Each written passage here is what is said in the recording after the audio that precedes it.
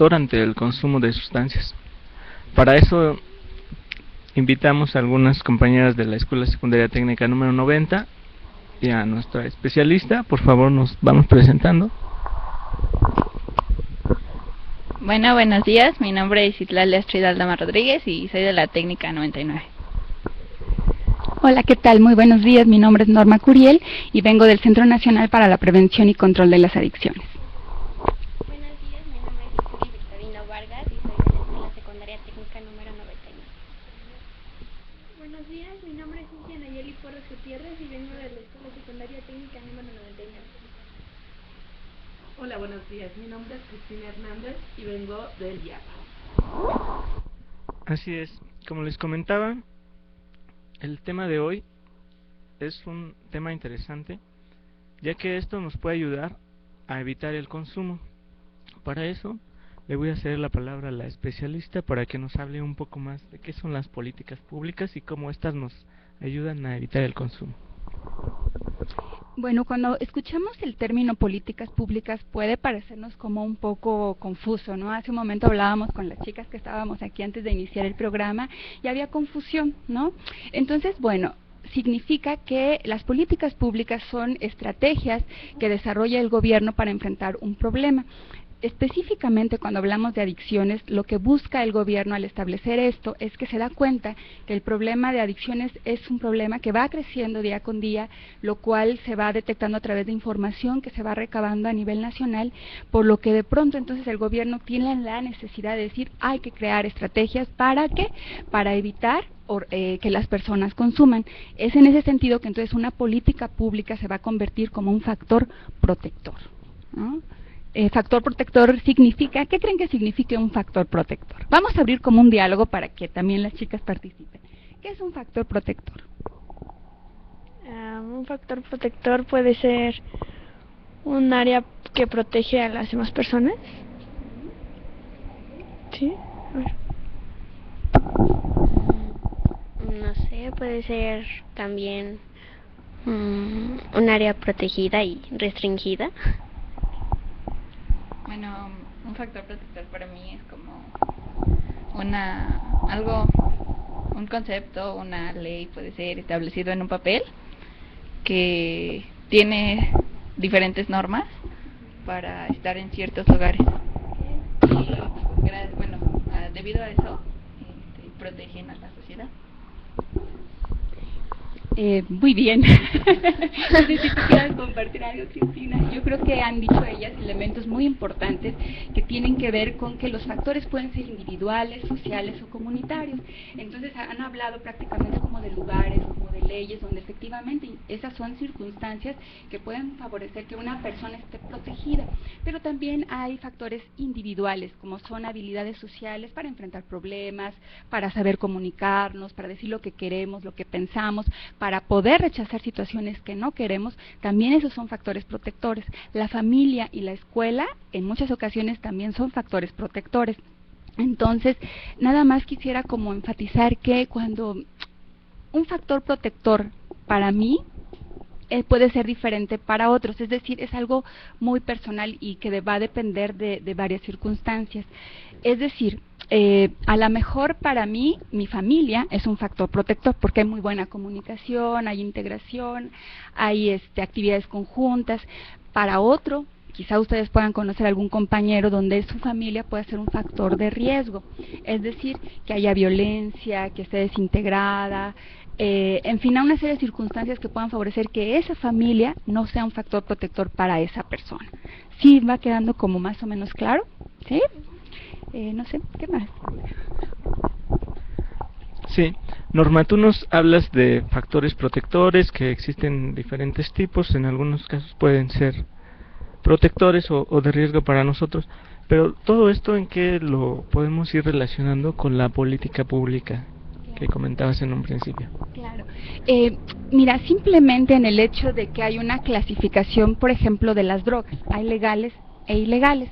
Nosotros, ¿cómo podemos saber que el hacer que una droga sea legal o ilegal puede protegernos? Eso ya es una política pública, es decir, hay sustancias que no está permitido consumir, otras que sí, lo cual no significa que no hagan daño. simplemente hay una encuesta, les quiero comentar que hay encuestas que se hacen por parte del gobierno y de instituciones que se dedican a la investigación, que entrevistan a los hogares, y entonces eso está en toda la República. Esas entrevistas nos dan información súper importante porque se hacen periódicamente y nos van indicando, por ejemplo, ahorita que las drogas legales tienen un mucho mayor consumo que las drogas ilegales. Ahí, por ejemplo, nosotros podemos ver estadísticas, no sé que entramos en un tema así complejo, pero son importantes porque nos muestra que el porcentaje más alto de dependencia lo tiene el cigarro, por ejemplo, que es el 11% más o menos de toda la población a nivel nacional. El alcohol tiene alrededor del 6%, igual. Entonces también son porcentajes muy altos que nos hablan cómo está consumiendo, qué drogas está consumiendo nuestro México. Y las drogas ilegales o otras drogas tienen el 0.7%. Estoy hablando de dependencia, ya cuando se está hablando de que una persona ha desarrollado dependencia. ¿Esto qué nos dice entonces? Que las políticas públicas, las leyes que se establecen, sí tienen un impacto para favorecer que las personas no consuman, ¿sí? Cuando se establecen drogas legales e ilegales, podemos entrar en un ámbito bastante polémico, ¿verdad? En donde de pronto se dice, bueno, entonces, ¿por qué esos están permitidos? Todo esto tiene como momentos históricos, por eso se hablaba que las políticas públicas surgen a partir de todo un proceso, ¿sí? No es como decía Cristina, no es a alguien que se le ocurra y establece que hay que establecer ya una ley, sino es como que van analizando qué está pasando y entonces establecen situaciones para proteger a la población. Cuando nos vamos a la historia, por ejemplo, del tabaco, vemos que al principio, dado que no había investigación científica, no había daños asociados, o sea, no se conocían los daños que se asociaban al cigarro, entonces se tenía como información de que podría ser posible. Bueno, ¿no? Incluso al principio se decía que podía quitar el dolor de cabeza y se recomendaba para ciertas circunstancias. Conforme ha habido investigación y se está determinando que es causal de cáncer y que la mayor parte de muerte prevenible está asociada con el consumo de tabaco, entonces empiezan a establecer una serie de leyes, ¿no? ¿Ustedes conocen alguna ley que está aplicada o alguna política aplicada al tabaco? Bueno, últimamente he escuchado que, bueno, en las cajetillas de cigarros ya están poniendo imágenes como para hacer reflexionar a las personas, para que, o sea, si vas a consumir esta sustancia, esto te puede pasar, o sea, ya es bajo tu propio riesgo. Entonces, esa es una política pública que yo conozco. Por ejemplo, en los restaurantes hay un área en donde solo se aceptan fumadores, porque hay otros que no toleran el tabaco y eso mismo hace que ese humo, para los que no fuman, los fumadores pasivos, hace que se puedan enfermar más que los que lo consumen. Es el área que yo conozco. También otro ejemplo puede ser en los hospitales, porque les hace daño a los pacientes.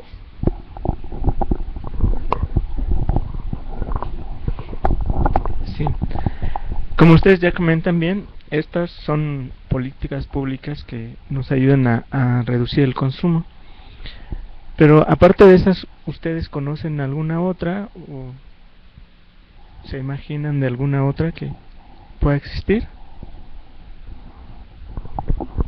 Bueno, en los lugares, los bares, las cantinas, hay anuncios afuera que dicen no se permiten uniformados, menores de edad y así. Excelente. O sea que hay ciertas personas entran ahí porque hay ciertos riesgos, ciertas sustancias y bueno, no están permitidas para menores de edad o así.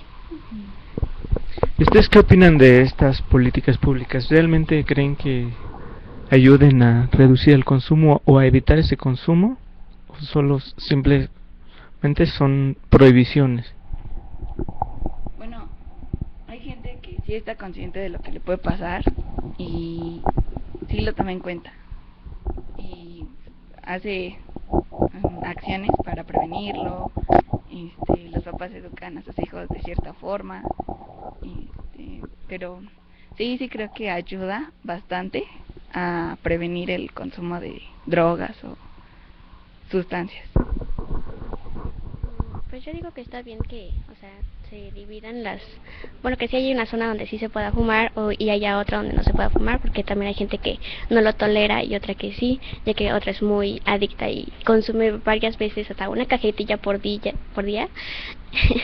Y bueno, hay personas que no tan solo no les gusta estar cerca de esas mismas personas. ¿Ahí?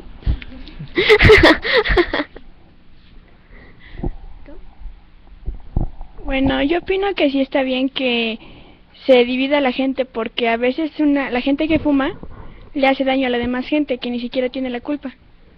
Pero también hay veces en los que, por ejemplo, los papás que le prohíben fumar a los hijos, pero ellos están dando un mal ejemplo en donde fuman, y pues eso no está bien. Si le vas a dar algo a tu hijo, pon tú primero el ejemplo. Bueno, yo creo que lo más importante que nos da las políticas públicas es la posibilidad de poder tener información y acceso a ella, porque también eso quiere decir que todos, de todos los niveles, fumemos o no fumemos, o participemos de una acción de riesgo o no, podemos tener como mayores herramientas para tener un criterio mucho más amplio, pero sobre todo a las nuevas generaciones.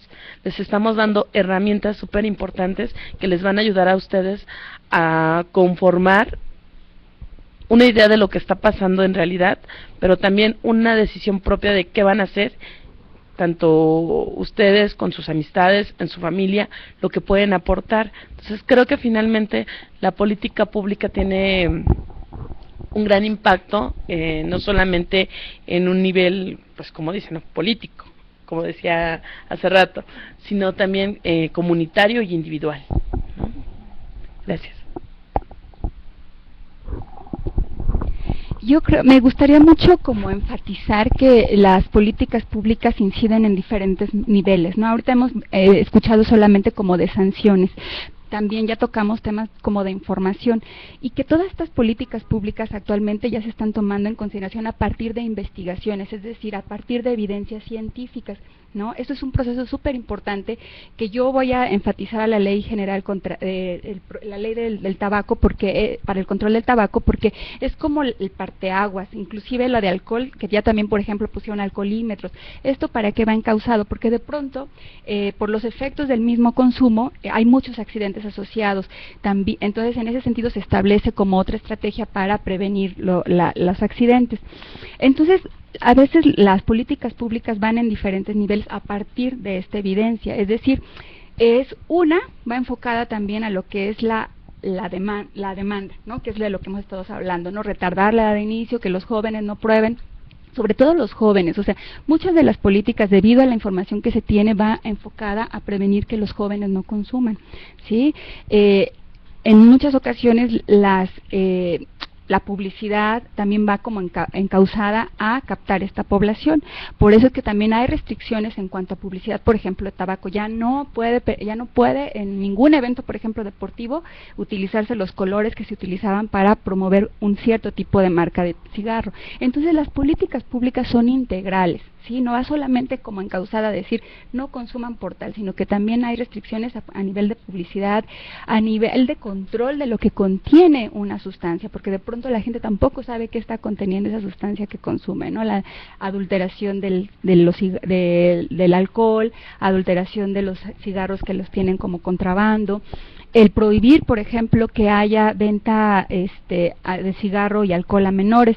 Sin embargo, también la información que nos arroja las encuestas nos dicen que la edad de inicio de los jóvenes, por ejemplo, en alcohol y en tabaco rebasan esa regla, es decir, los jóvenes están iniciando a los 14 años a consumir cigarro y el alcohol lo están consumiendo a los 17 años. Ambas edades son menores de edad, y la ley dice que no se debe de vender a personas menores de edad. Entonces algo ahí está pasando también en las leyes, que no se están cumpliendo, no son suficientes, hay mucho más trabajo que hacer.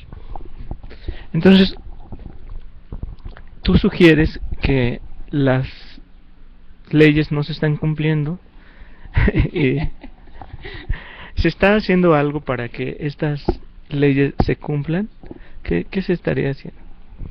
Pues mira, yo creo que se está haciendo bastante. O sea, yo sí de verdad creo que lo que se está haciendo con el cigarro, por ejemplo, con la ley para el control del cigarro, es sumamente importante porque igual las encuestas manifiestan que, por ejemplo, de 10 personas que van a prender el cigarro, al momento de ver el pictograma 3 dicen, chispas, no, me quedo sin fumar. Ajá. Entonces sí tiene un impacto. También se sabe que la prevención, por ejemplo, los jóvenes que han estado expuestos a modelos de prevención, acciones de prevención, no tienen menor posibilidad de consumo. Todo eso nos lo está diciendo la encuesta. Entonces sí funcionan, claro que funcionan.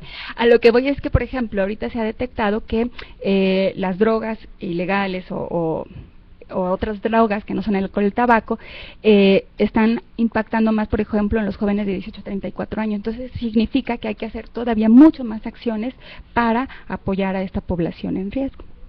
Ok, muchas gracias. Muy bien, damos la bienvenida a las escuelas secundarias técnicas que se encuentran conectadas. Ellas son las 69, 56, 82, 84, 5, 22, 67, 103, 104, 17, 33, 35, 41, 45, 98, 25, 60, 65, 7, 98, 61, 53, 77, 78 y 26. Y ya comenzaron a llegar algunas preguntas. Esta ya un poco nos las acabas de contestar. Dice la escuela secundaria 22. ¿Estas políticas se pueden considerar como prevención?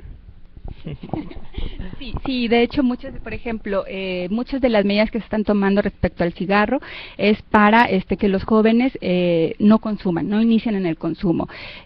Por ejemplo, respecto al alcohol, pues es para evitar prevenir accidentes, ¿no? Entonces, los espacios libres de humo de tabaco son para proteger a toda aquella persona que no esté expuesta al consumo, porque también la encuesta nos dice que hay una gran cantidad de personas que, aunque no fumen, están expuestas al humo ambiental de tabaco. Entonces, que son los daños que nos mencionaba ¿tu nombre? Cintia, que nos estaba mencionando Cintia al principio. Hemos estado hablando de políticas públicas en cuestión a tabaco y alcohol. ¿Existe alguna otra política pública en relación a alguna otra droga? Bueno, actualmente el Distrito Federal está haciendo como una propuesta muy interesante respecto a los inhalables, ¿no? Y por eso retomo la del tabaco, porque ellos están planteando varias alternativas siguiendo la misma lógica que han hecho respecto al tabaco, es decir, que haya sanciones cuando estén vendiéndose a menores, que que solamente se vendan estas sustancias de los inhalables en envases especializados y que tengan leyendas también sobre los daños que ocasionan. Si ustedes recuerdan, bueno, a lo mejor no recuerdan porque son muy jovencitos, pero hace mucho tiempo el tabaco decía, fumar puede causar daños a la salud. Ahora dice, causa cáncer, o sea, es una causa de cáncer, es decir, ya hay información muy clara donde la gente, si está consumiendo, sabe lo que le puede pasar. Lo mismo se está promoviendo para los inhalables, que también haya pictogramas, que son las imágenes que hablábamos de la cajetilla del tabaco, que también haya pictogramas de los daños que ocasionan los inhalables, que haya sanciones, y ellos van también bien importantes sus políticas que están proponiendo, es de que también hay productos de los inhalables que están sumamente al alcance de la gente, que están en casa, que están en los productos escolares.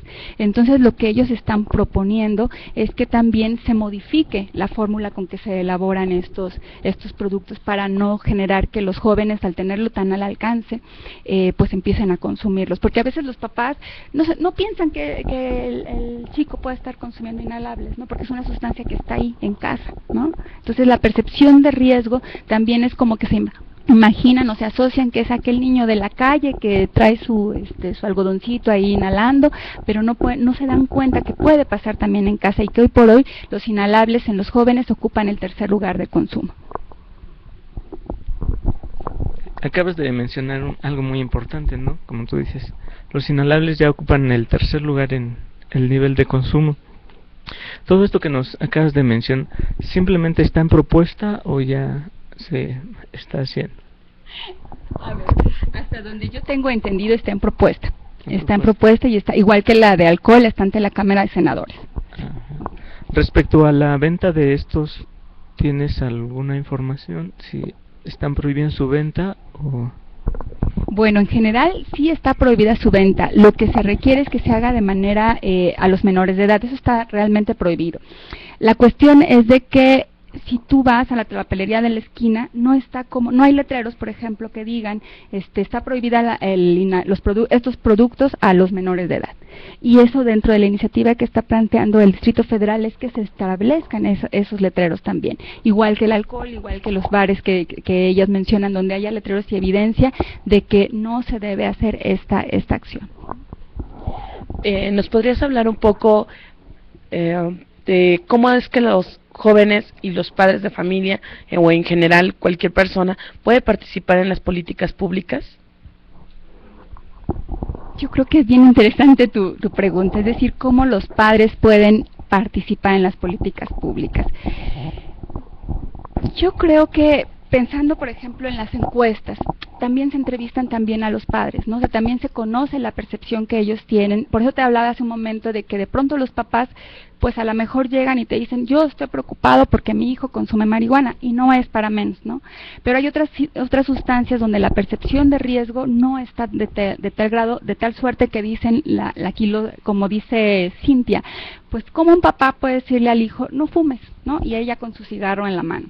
Entonces, es como también involucrar a estos padres en acciones y de hecho también se están haciendo programas para involucrar a los papás en cómo promover conductas saludables, pero desde ellos, porque son la principal modelo, es decir, todos los jóvenes aprenden, ¿no? Y un factor de riesgo que es muy importante es la disponibilidad de la sustancia, es decir, si en la casa está el cigarro, es muy probable que yo como hijo lo pueda acceder porque es normal, porque no lo percibo como que es riesgoso, en el sentido de que también desde los 3 años yo te doy a probar el alcohol y no pasa nada, el traguito de cerveza y no pasa nada.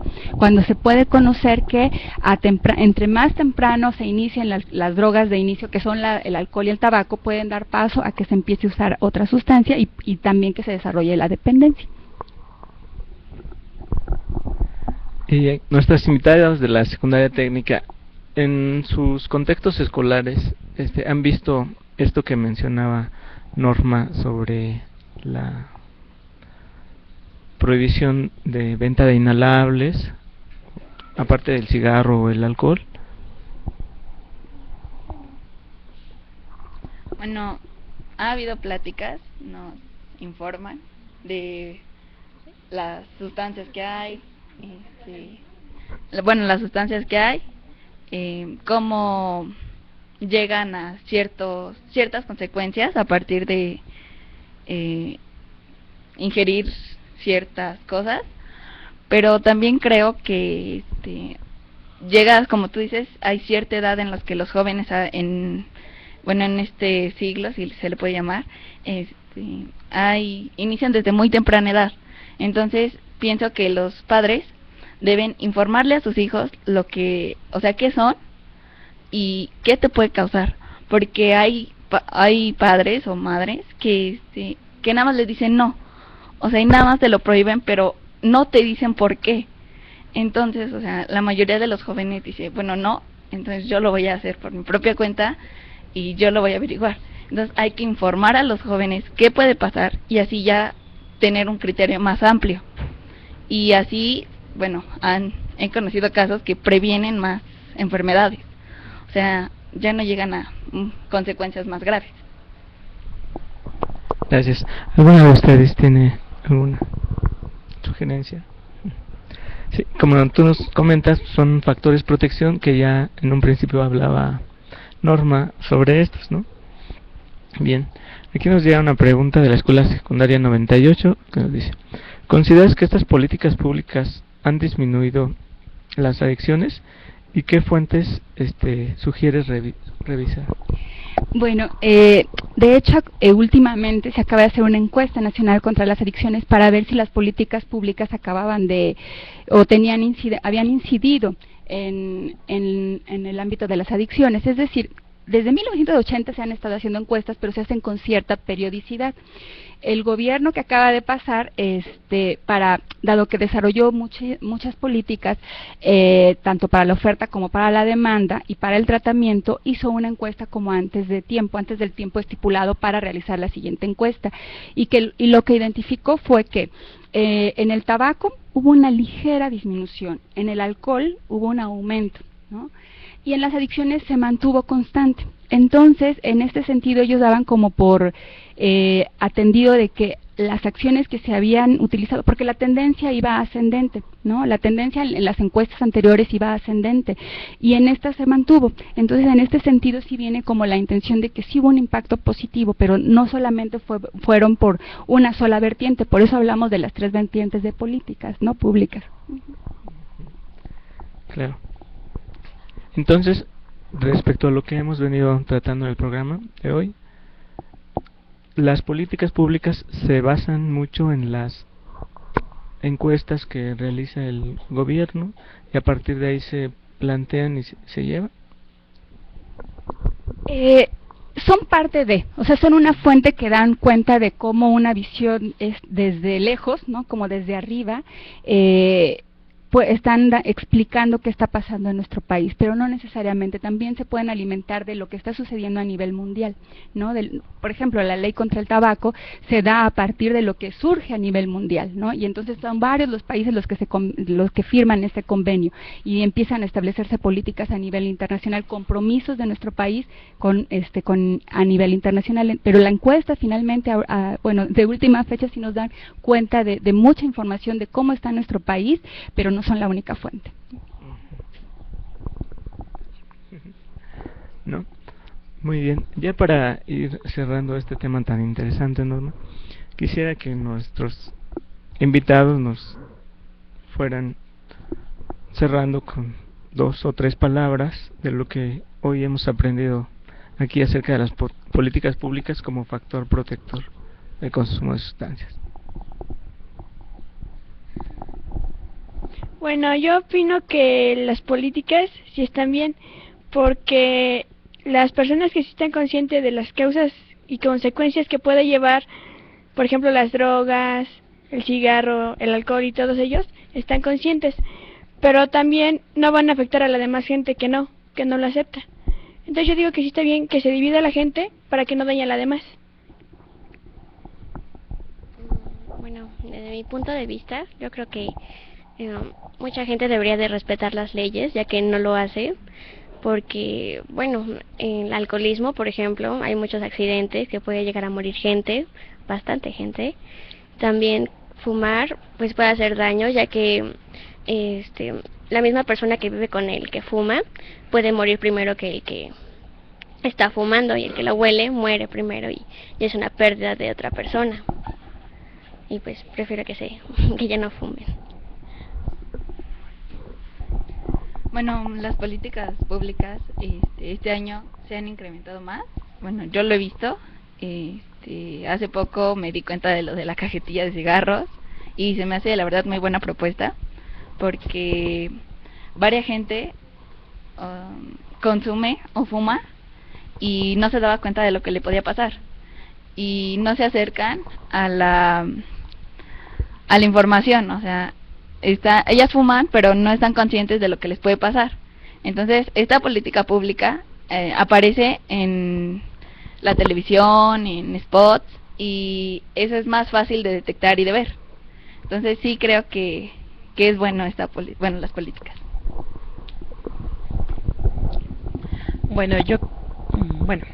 Yo creo que también tendríamos que hablar un poquito que no solamente es la política pública referente a las drogas las que hacen que la población disminuya su consumo, sino que es todo algo mucho más complejo, es un todo más complejo, porque tiene que ver también con otro tipo de políticas deportivas, de salud, educativas, ¿no? Entonces se complementan, son como esta otra parte.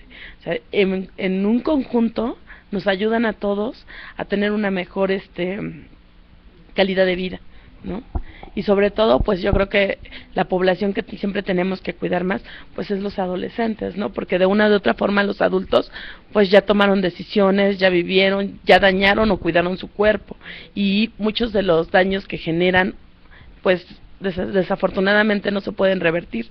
Y sin embargo, en un adolescente, los daños pueden ser mucho menores y se puede convertir en una persona mucho más productiva.